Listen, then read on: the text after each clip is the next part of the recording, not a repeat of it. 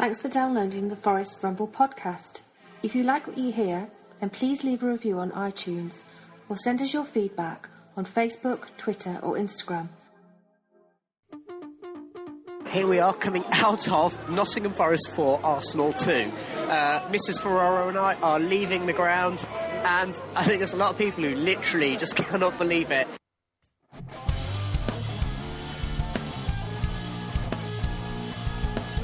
Welcome to a Forest Ramble Extra, the second extra podcast we've done in just a week's time. And it's been quite a 24 hours for Forest, with the marvellous and, dare I say it, really unexpected victory over Arsenal, followed now by the appointment of Aitor Karanka as the Forest manager.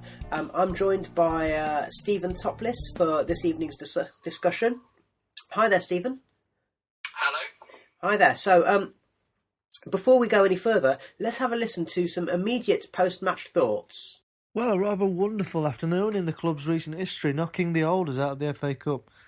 We saw Zach Clough come into the starting 11, which was a surprise, and David Vaughan, who makes a real difference when he plays, is someone who's generally underrated in my opinion. Of course, we were under no pressure as it wasn't a league game, and I think that showed. We were expansive and creative, brave in possession, and to be honest, it was a joy to watch at times. Arsenal didn't really have any clear-cut chances of note, and Dowell did well again after a patch of inconsistency.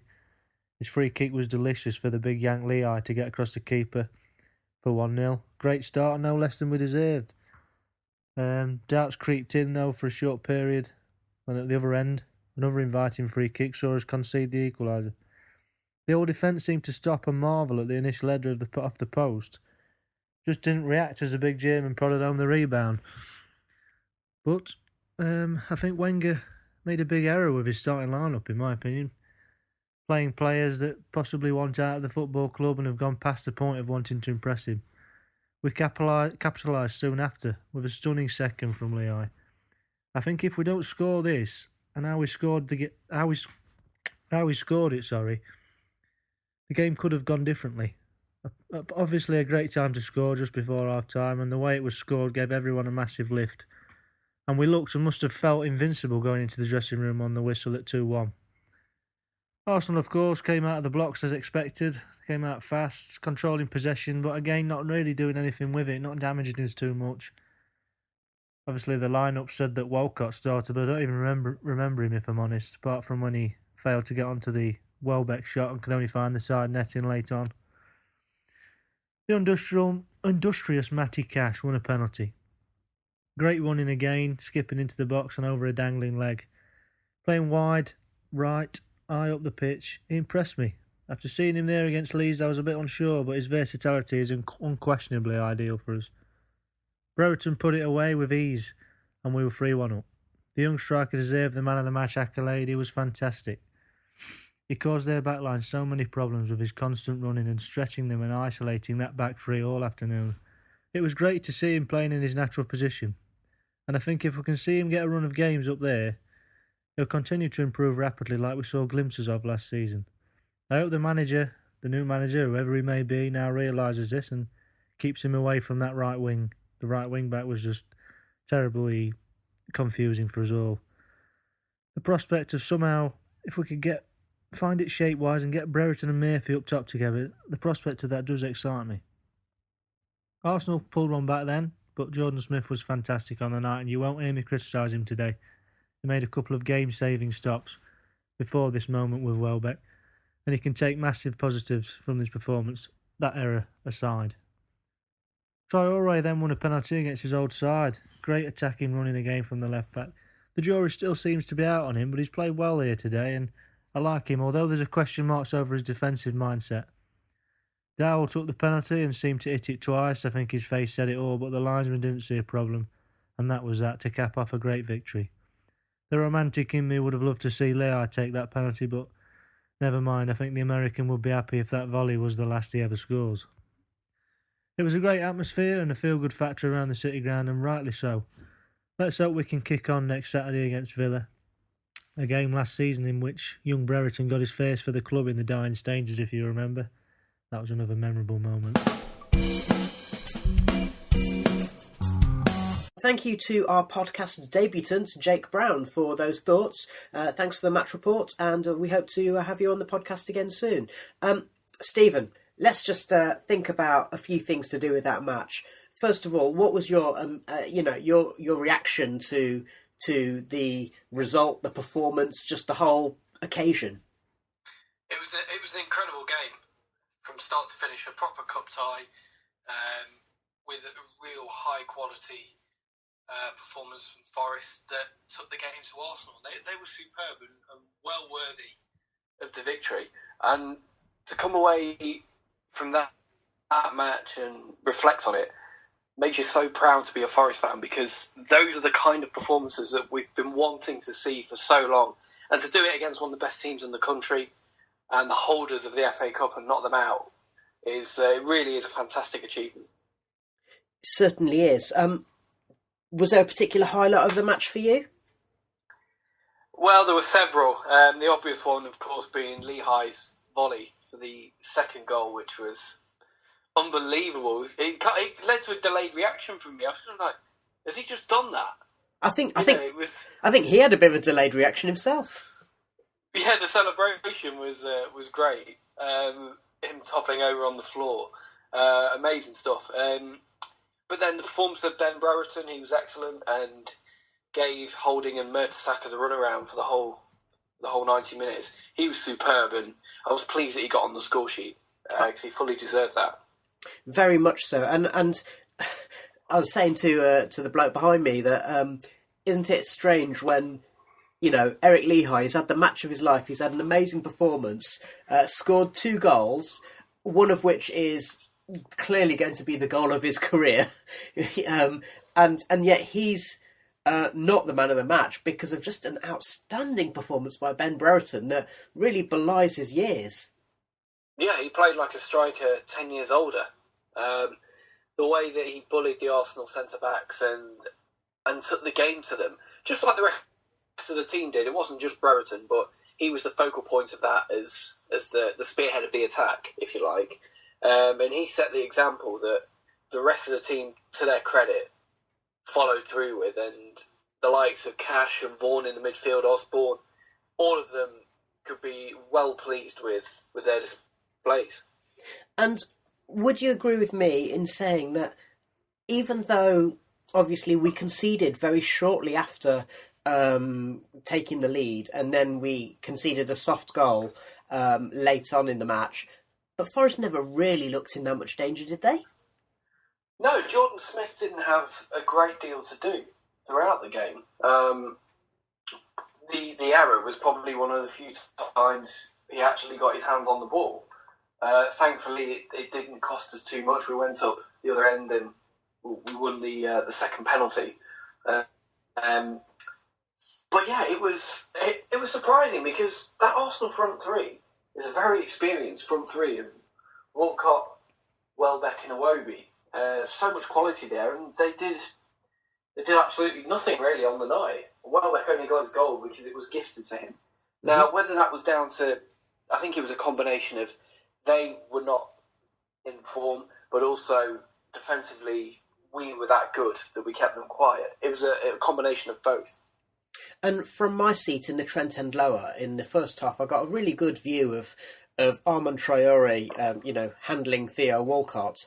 And it was interesting because Traore knew that Walcott's quicker than him, so he actually took a step inside when he knew that Walcott was going to get the ball before, so that he could anticipate what the next move was going to be. And I think it's quite telling that Walcott increasingly drifted in field, and then by the time you were kind of halfway through, or about half an hour into the match, Walcott disappeared entirely, didn't he?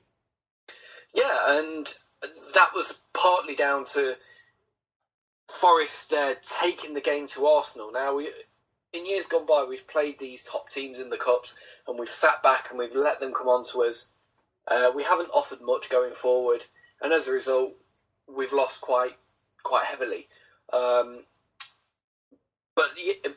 in this game, we were on the front foot, we were winning those balls, getting in ahead of the Arsenal players, showing that desire to win the ball first. And Traore wasn't the only one who was nipping in ahead of his man. The likes of Cash and Brereton and Osborne, they were all getting in there and fighting and earning the right to then go and play. And that was a joy to see, because it isn't very often that a team like us, an underdog against an Arsenal or a team of their ilk, will go and take the game to them like that. And that was what was so surprising. I wasn't expecting Forest to play that way, but it was great to see them do that. And I would completely agree with you on that. I think it was a joy to see that Forest saw it for what it was, which was, rather than the occasion to be overawed by, it's a one-off, no pressure, just go off and do your stuff, and if it works out, then so much the better. There's two things that come to my mind. One is to do with players, which I'll come to in a minute, but before we get on to that, I have to say this. There's no way in the world that Forest would have played that way if Mark Warburton was still the manager. Yeah, I'm inclined to agree with you. If you look at how we played against Chelsea in the League Cup a couple of months ago, it was the complete opposite to that performance. It was that was a case of sitting back and hoping to nick something, and totally conceding the game to Chelsea. Whereas last night we didn't do that. Well, Warburton's style of possession-based football involves actually a lot of passing around at the back, and against a team with a strong attack or a team with a positive work ethic, as we've seen in the Championship, that means that you're inviting pressure onto yourself. Now, what was notable yesterday was that two things that were particularly notable. Number one, because Ben Brereton was playing off the last defenders, and, Arsenal didn't help themselves by playing a high line. And when you've got Per Mertesacker, who, for all his qualities, and I think he's been a great defender over the years, but he's never been quick. So that's something.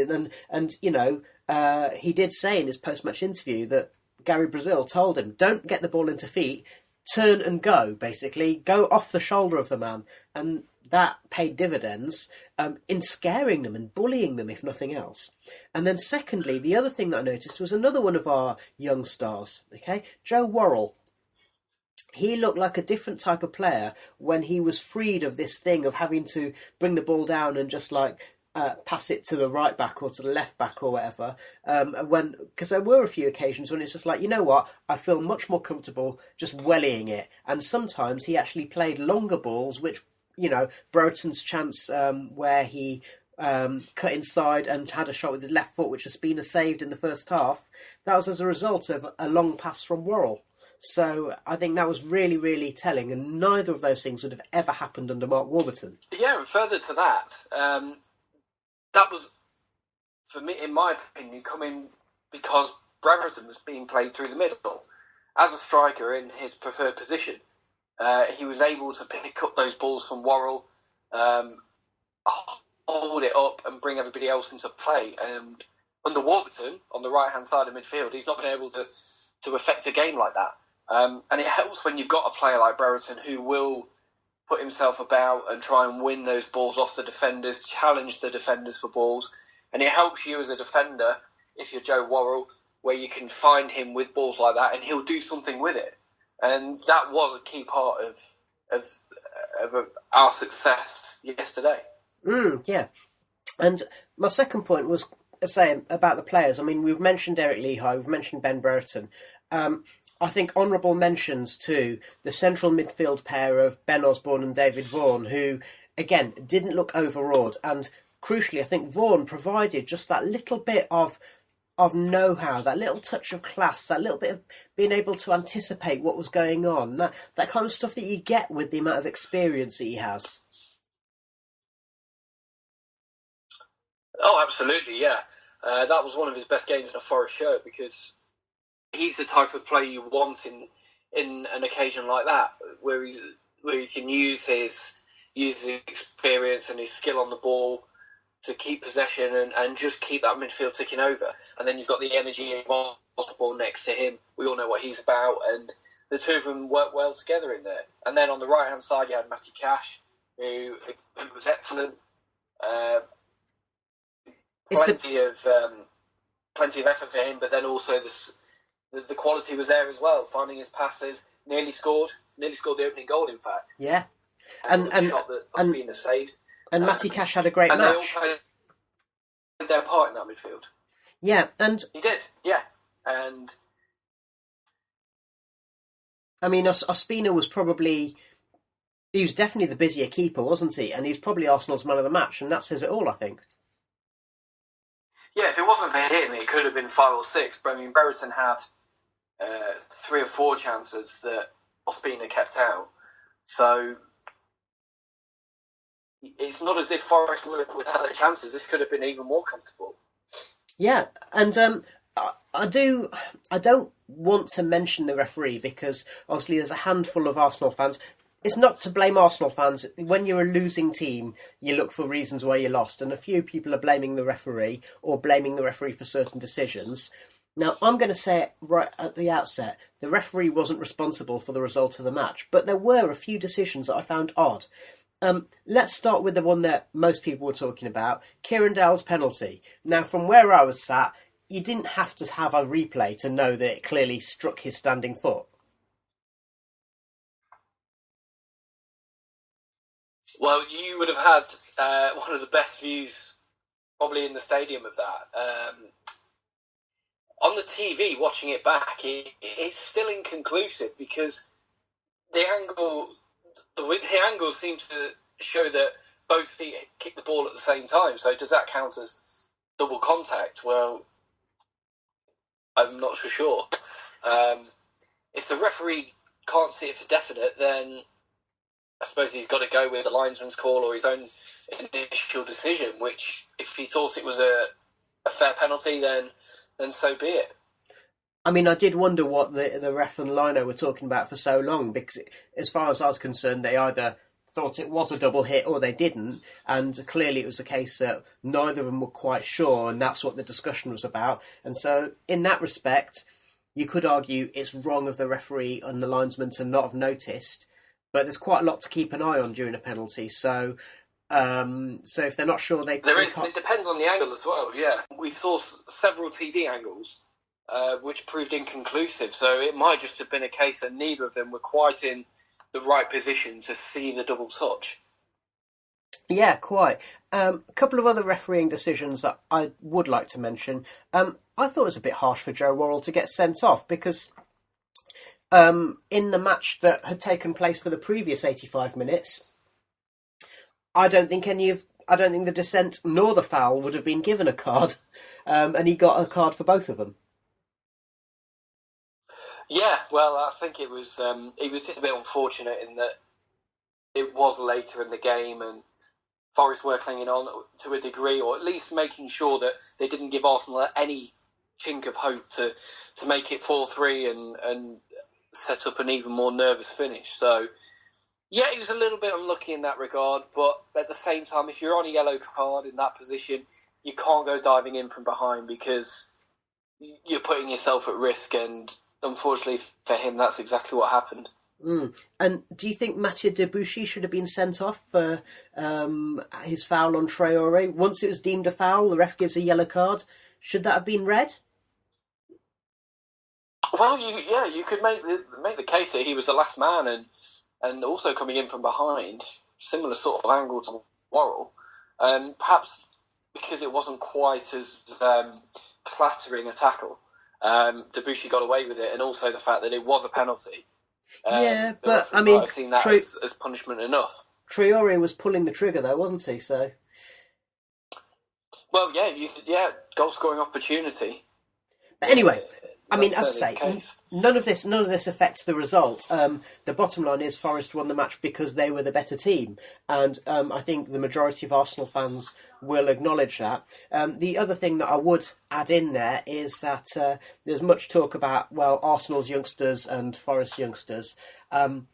Forest had, until Joe Worrell's red card, from Tyler Walker coming on, had 6 academy players in that team, and the average age of the team, I think, was just about 24 years old. Arsenal also had 6 academy players in their team, and their average age of their team was just nearer to 25 years old.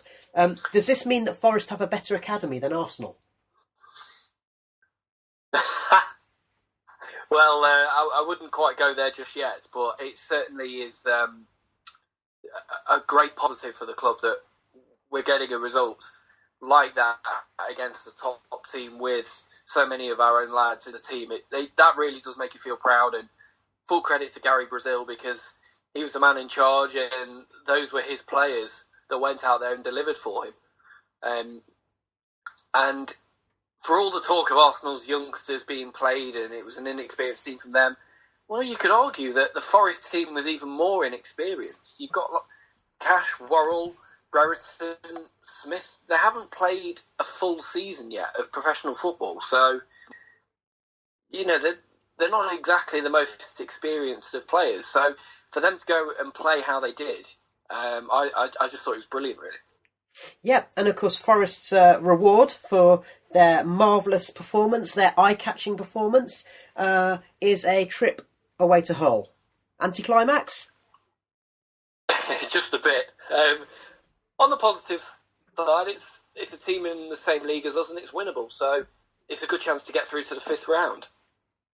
Okay, so we'll leave talk. By the way, before we leave talk of the FA Cup, I just need to say that on the whole, it was just an amazing FA Cup weekend, like a proper 3rd round weekend. One of those where, in a way, I feel a bit guilty because Notts County and Mansfield both had amazing results away from home. Newport County beating Leeds, Shrewsbury drawing against West Ham, Fleetwood against Leicester, and Coventry against Stoke, and those were amazing results. And I also like the fact that the Newport match in particular, also Fleetwood match, both of those were kind of classic FA Cup 3rd round levellers, whereby a team with a rubbish pitch kind of stole a march on their higher up opponents. So it was a great FA Cup weekend, and I think we can bask in the glory of having stolen the headlines. We'll be back with a bit of a look at Forest's new manager, Aitor Karanka, after this. The Forest Ramble, in association with gsmahal.co.uk, for all your workwear and uniform needs. Welcome back to the Forest Ramble. This is a podcast extra reviewing our victory over Arsenal at the weekend, and also thinking now about the breaking news this evening about Aitor Karanka being confirmed as the Nottingham Forest manager. So I'm joined again by Steven Toplis. Steven, first initial reaction to Karanka being the new gaffer? I think it's a good appointment and I'm pleased with it. I would have been pleased with quite a few names that had been linked with the job. There were some good ones this time around. But if you look at Karanka's record, it's probably the strongest out of all of the managers who were linked with the job. And if we're led to believe reports are correct, he was the first choice of the board. So to get him in, I think is a very good move. And you think the delay then was partly because of the fact that, Stoke had sacked Hughes and it was just a case of seeing whether there was going to be an opening in the Premier League? Yeah, I think that was the case, and you can't really blame Karanka if that is the case. He's going to hold out for the best option for him, and in this case now, his best option is Forest, and he's on his way here. 2.5-year contract. So the key thing is that he's given the opportunity to do the job, because I've heard so many good things about him from Middlesbrough supporters today. Having a look on social media and Twitter in particular, all talking about how he turned them around from a club which was on its knees, struggling at the bottom end of the Championship, and albeit it took them 18 months or so, but he turned them around and in the end got them promoted to the Premier League. So they've got nothing but good words to say for him. Okay. Some concern from Forest supporters about the perceived style of play. Is that a concern that you share? It is, if I'm honest. While I understand that we do need to improve our defensive record, I hope that doesn't come at the expense of the attacking flair that we have got and that we've built up over the season. And in light of the Arsenal results as well, we want to lose the attacking impetus and that side of our game which we showed in the cup match. So hopefully he will find the right balance between defence and attack. One thing the Middlesbrough fans did say was he is going to sort your defence out. There's no question of that. And they said at times, more so in the Championship, that when they did have possession of the ball, he would encourage a possession game and keeping the ball on the floor and trying to work space and be patient with it. So you might say it's a slightly more graded version of Warburton's football once it's all set up and the team gets it. So hopefully that will be the case. Okay, I mean, does having a bit more defensive solidity, easy for me to say, does that necessarily come at the expense of having a bit of flair? I mean, if we think about Middlesbrough when they went up, okay, they didn't score bags of goals. Usually you'd expect a promoted team to get 80, 90 goals, and they got in the mid-60s. But at the same time, is they did play some decent stuff, if I remember rightly. Obviously, Patrick Bamford had a hugely successful spell there as well, while Karanka was in charge, and he kind of added that bit of nous and flair and excitement, I suppose. So, do we think that one necessarily comes without the other? Well, the two can work together, and it is possible, but I think it's also quite difficult.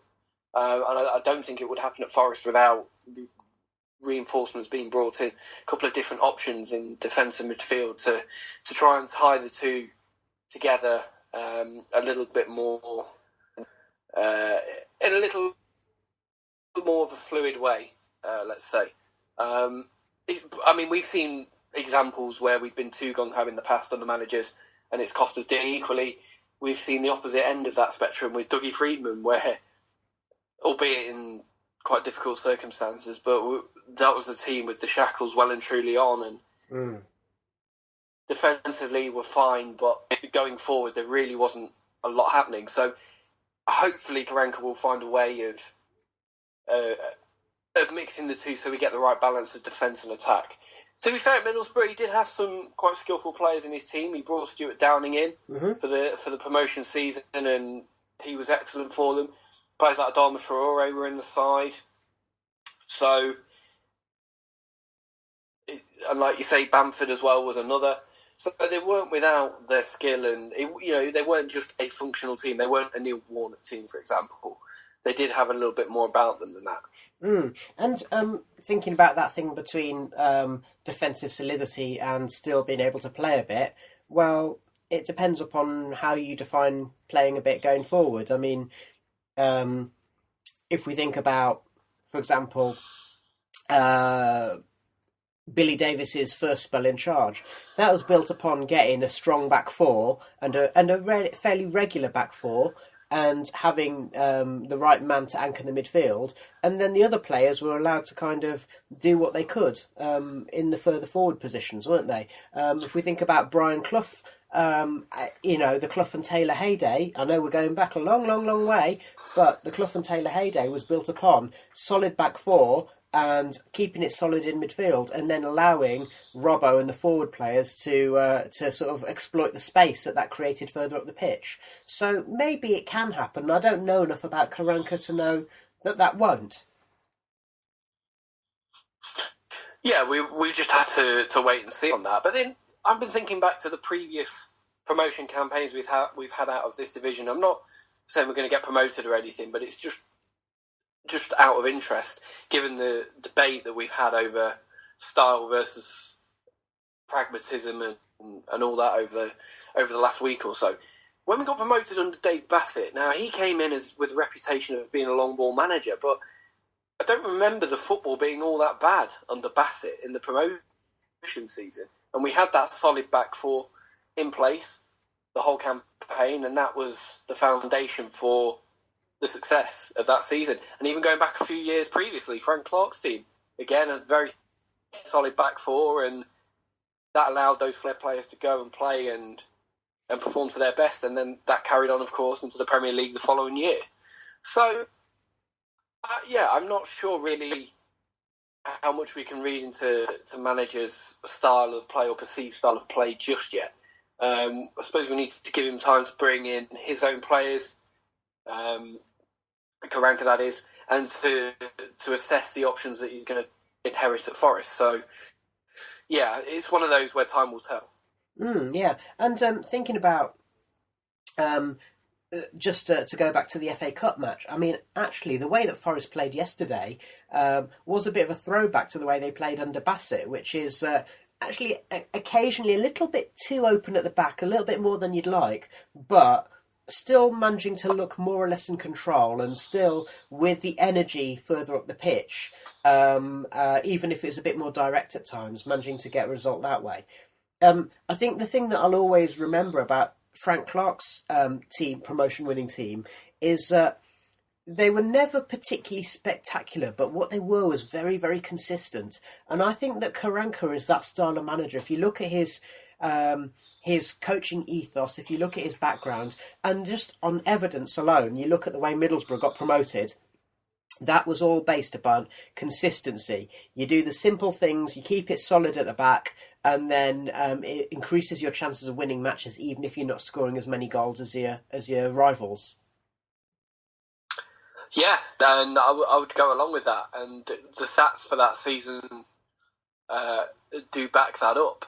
Their home record, if I remember rightly, was superb. I think they only lost twice at home all season, and out of 23 games, which is going to take you a long way in the Championship anyway.